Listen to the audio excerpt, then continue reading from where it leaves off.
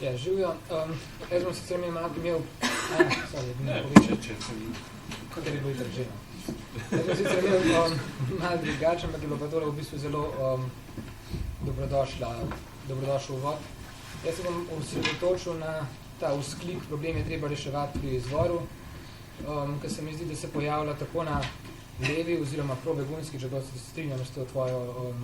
kritiko tega probegunsko, ampak bom pač to uporabljal, in na desni oziroma antimigrantski strani. In se mi zdi, da je nekako na desni ta vzklik, problem je treba reševati pri izvoru, da so se ga nekako prisvojili, čeprav se mi zdi, da ga levica oziroma probegunska stran zna dosti bolj in pač pravilno misliti. Na tej antimigrantski strani ta vzklik, kot sem lepo prevladuje, pomeni pa reševanje pri izvoru, kar pomeni zelo različno. Največkrat je ali samo kontra temu, da se ukvarjajo ali pa ukvarjamo z ljudmi, ki so tukaj in zdaj že itak tukaj, oziroma se kaže tudi v stvarih, kot je recimo izjave, dokler je bil Gaddafi, je bilo vse v redu, čeprav Gaddafi je fural dobro socialno državo, ampak še zmeraj so pa imeli ljudje več kot dober razlog, da so se na koncu uprli. Na tej levi strani se mi pa zdi, da je pomemben, da je ta reševati treba izvedel pomemben del levega diskurza, zato ker pač ni seveda dovolj, da se osredotoča samo na ta humanitaren del oziroma pomoč tukaj in zdaj, ali pa niti ne samo na pomoč pri tem, da razbijajo meje oziroma to trdnjava Evropa, ampak je ta vzklik, čeprav veliko izrečen, redko specifiziran oziroma kaj bolj razdelan. Se mi pa zdi, da je zato, da se ta vzklik malo razdela, pomembno tako za gradno argumenta proti ksenofobiji v Sloveniji, ki se zdaj vse bolj širi, oziroma se zdaj pač samo razkrila, kot za dejansko rešitev sirijske vojne oziroma celega tega konflikta. Najprej, kar se tiče samega tega vira, pri tem problemi treba reševati pri viru, valjda je očitno, da je velik del težav oziroma dilem izhaja iz tega, kako je ta vir določen in določen je precej poljubno. Recimo tudi Evropa, oziroma Evropska unija, vidi to, da je težava v viru, problem v viru in da je tam treba reševati, ampak to definira zelo poljubno, recimo vir je Libija, iz kjer prihajajo begunci oziroma migranti in rešitev potem je, da se zbombardira oziroma njihove čovne, kar seveda se sklada s tem vzklikom, da je treba reševati pri viru, ni pa seveda nobena rešitev. Ta druga zaznavanje tega vira oziroma definicija tega vira, iz kjer ne bi ga se reševali, pa kar se mi zdi, da se bi se ga mogla tudi levica posluževati, je pa seveda imperializem oziroma te razne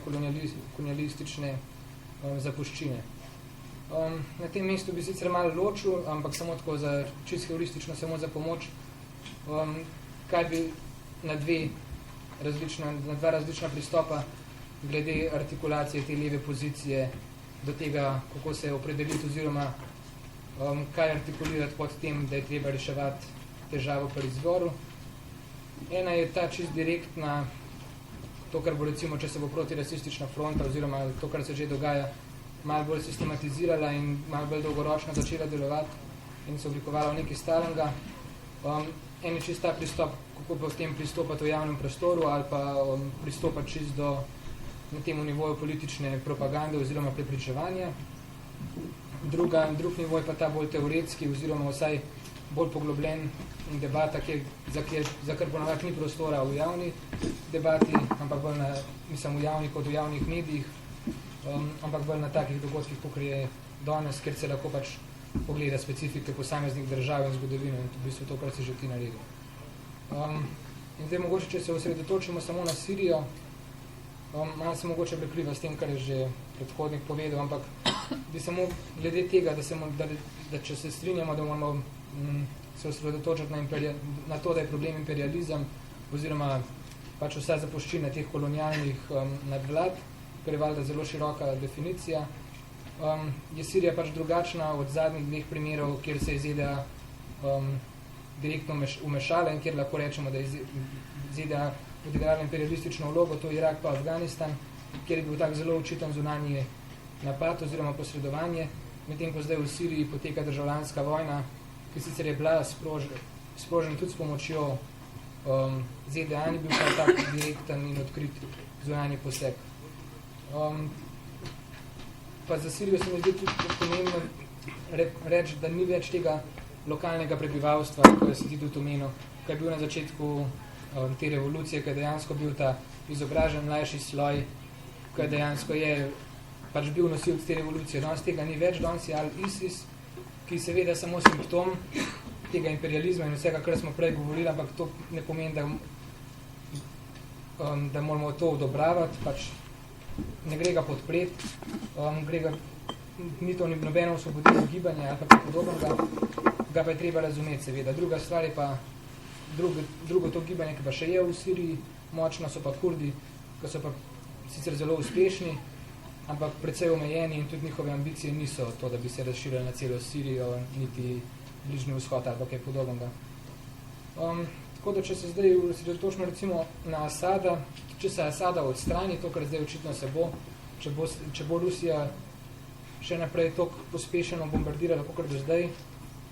ne vem, če se bo zgodilo, ampak če se Asada odstrani, tako kot se je to zgodilo v Libiji, pa čista situacija, kot tam bo postal en vakum, kjer ne bo nobenih progresivnih sil, ki bi potem to furali naprej. Ker recimo v Iraku, kjer je tudi bilo praktično skoraj 10 let vojne,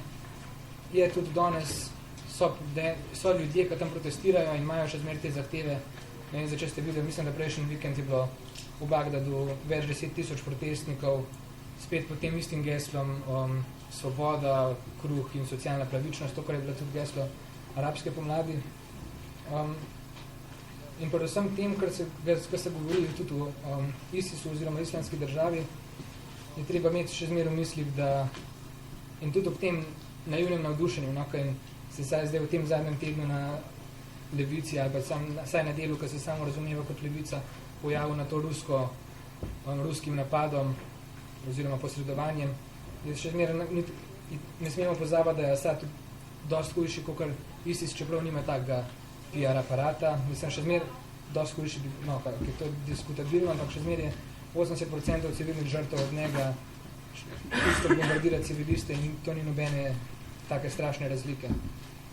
Tako da je v bistvu, po mojem mnenju, imeti zelo težko tako pozicijo, kot se je imel recimo pred Irakom, takrat, ko se je posredovalo v Iraku, ko je bilo to leta 2003, ko je bilo to veliko anti-war gibanje, ki je bilo pač po ulicah več milijonov ljudi, zato ker pač to, kar sem prej omenil, ni takega očitnega zunanjega napada oziroma imperialističnega posredovanja, kot je bilo v Iraku takrat strani ZDA. Poleg tega ni seveda nič plemenitega v tem, kar danes počne Rusija. Ne gre za to, da če ne podpiraš Amerike, da odobravaš napade oziroma posredovanje Rusije. Hkrati pa tudi ni te nobene progresivne sile spodaj, kot tudi recimo, če si zamislimo, da se danes vojna konča oziroma da Asad pobegne ali karkoli, ni ničesar, kar bi nekako prevzeli to. Tudi konec koncev tudi zato, ker se je pol države izselilo. Tako da mislim, da pravilna pozicija sicer je niti Asad, niti pač ameriške bombe, ampak brez da bi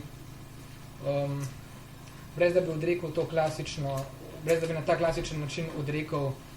to možnost delovanja vsem razen ISIS-u in vsem razen najbolj tem očitno ne barbarskim, ampak ne vem, krutim milicam. Dejansko se mi zdi, da ni nikogar, ki bi prevzel, če se recimo danes vojna konča. Recimo, da malo je to lažba, da se tako zdel tudi v Egiptu pod Mubarakom, da ni nikogar, pa je vsem bila revolucija z res velikih ljudmi, čeprav tudi tam ni bilo toliko naenkrat, kakor se je takrat saj nam zunanjim opozovalcem zdel, ker vsem so bile prej množične stavke in podobno, kar pač ni prišlo do nas. Kar pa se tiče zdaj tega prvega, bolj direktno političnega, pač tega nagovarjalnega dela, pa mislim, da lahko ta pozicija protirasistične fronte ali pa teh progresivnih sil v Sloveniji ali pa tudi drugje je, da so pač dolga leta vseh posredovanj na Bližnjem vzhodu, v bistvu tudi drugje, pokazali, da zunanje vmešavanje nikoli ne prinese nič dobrega. Pač. edini, ki lahko uspešno zaustavijo ISIS danes, so ali na nek način taka organizacija, kot so Kurdi, ker ni ni na vidiku, pač, da bi se to zgodilo po celi Siriji, ali pa da bi se razširili, ali pa neka reprezentativna vlada, ki ima pa te probleme, kar sem že prej opisal, da pač ni zadaj neke kritične mase, čeprav dopuščam spet, da je to samo pač valjda zunanji vtis. Še en malo širši vidik pa je, da razen pač pri tem, kar je lahko protirasistična fronta naredi, razen izobraževanja, če se omejimo na to konkretno lokalno okolje, pač Slovenije, razen izobraževanja glede imperializma pač ne moramo narediti prav veliko, razen če se gremo, ne vem, tja boriti na strani Kurdov ali pa kaj podobnega. Edini način, ki je vsaj po mojem, ki je sicer posreden, kar se tiče imperializma, pa hkrati tudi zelo direkten, je, da se na vseh frontah pač gradi antikapitalistično gibanje, pač ne samo na pro-begunski oziroma tej, na relaciji do beguncev, da se pač gradi antikapitalistično gibanje in pač anahronistično rečem, gradi razredno zavest, ker samo tako se bojo lahko ljudje, pač mi, lahko prepoznali in zavrnali stvari, kot se recimo, ne vem, če ste včeraj videli včerajšnjo izjavo notranje ministrice Velike Britanije Therese May, da bomo lahko zavrnili stvari, kot so, da begunci uničujejo družbeno kohezijo in da šole in zdravstvo zaradi njihovega prihoda trpijo in tega ne prenesejo. To je to.